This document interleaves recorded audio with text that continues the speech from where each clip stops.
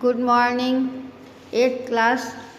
आज आपके हिंदी विषय में चिट्ठियों की अनूठी दुनिया पाठ 5 ये आपको पढ़ाया जाएगा कि चिट्ठियों का क्या महत्व है, पत्र किस प्रकार लिखे जाते थे और उनका किस प्रकार महत्व है, ये सारा इस पाठ में बताया गया है।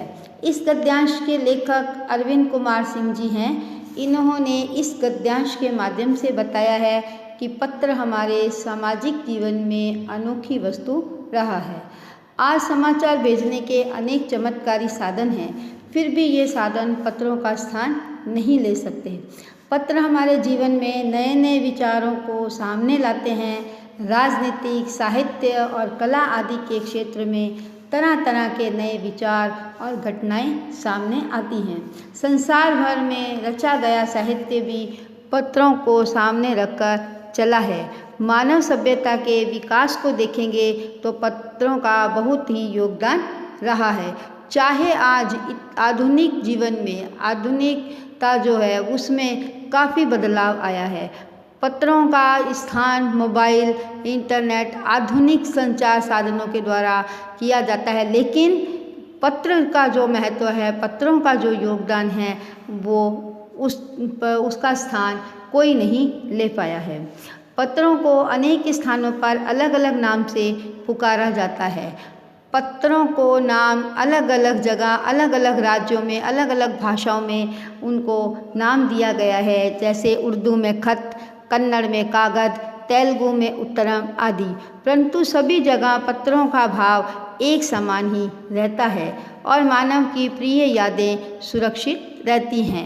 चाहे हम अपने मोबाइल में या अन्य किसी दूसरे साधन से उसको सुरक्षित रखें, लेकिन काफ़ी समय तक ये सुरक्षित नहीं रह सकता जितनी पत्रों को हम सुरक्षित रख सकते हैं।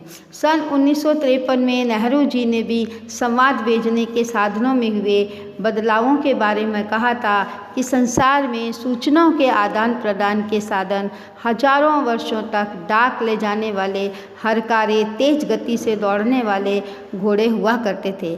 हरकारे अर्थात पत्रों का आदान प्रदान करना, वो एक घोड़े की तरह दौड़कर एक स्थान से दूसरे स्थान पर पहुंचाते थे। पत्र लेखन एक कला की तरह नए नए रूपों में प्रस्तुत हुआ है। विश्व डाक संघ नाम की संस्था ने भी पत्र लेखन को छात्रों में लोकप्रिय बनाने के लिए पत्र प्रतियोगिता आरंभ की थी। आज देश में ऐसे लोगों की कमी नहीं जो अपने पुरखों की चिट्ठियों को संजोकर रखते हैं। किस प्रकार उनके पूर्वजों ने पत्र लिखे थे और बहुत से लोग इसको एकत्र करके उसको सुरक्षित स्थान पर रखते हैं और कभी कभी अपनी यादों को ताज़ा करते हैं कि इस प्रकार हमें हमारे पूर्वजों ने पत्र लिखे थे। और विश्व डाक संघ नाम की जो संस्था है उसने भी छात्रों में प्रतियोगिता आरंभ की थी और पत्रों को महत्व बता दिया था। संसार के अलग अलग क्षेत्रों में महापुरुषों ने समय समय पर जो पत्र लिखे वह लोगों के लिए सदा याद रखने योग्य वस्तु है। पत्र नई पीढ़ियों की धरोहर है। पत्र जब सुरक्षित रखे जाते हैं, धरोहर अर्थात अमानत है जो महापुरुषों द्वारा लिखे गए हैं, समय समय पर जो उन्होंने अपनी जीवनियाँ, अपना आत्मकथाएं जो लिखी हैं, वो नई पीढ़ी की एक धरोहर है। नई पीढ़ी को बताया जाता है कि हमारे देश के अंदर किस प्रकार महापुरुष हुए और उन्होंने अपना किस प्रकार जीवन व्यतीत किया। पत्रों का प्रयोग बढ़ने का मुख्य कारण ये है कि पत्र लोगों को आपस में जोड़ते हैं, उनके विचार आदान प्रदान होते हैं। सभी बड़ी अधीरता से पत्र के आने की प्रतीक्षा करते हैं। यदि एक दूसरे के विचार या कोई बात हो तो बड़ी व्याकुलता से, अधीरता से पत्र आने की प्रतीक्षा में लगे हैं कि अमुक व्यक्ति का पत्र आएगा और उसका समाचार हमें जानने को मिलेगा। इससे सिद्ध होता है कि पत्रों का आज भी हमारे जीवन में बहुत महत्वपूर्ण स्थान है।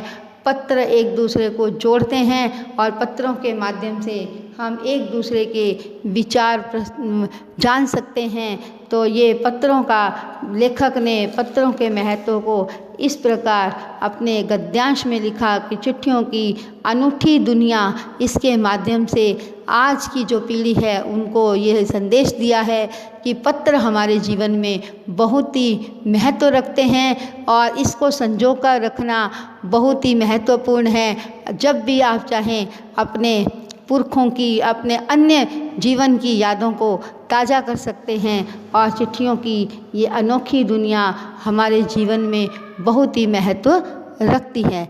तो इस पाठ के माध्यम से चिट्ठियों की महत्ता को बताते हैं और इस गद्यांश का यही समापन होता है।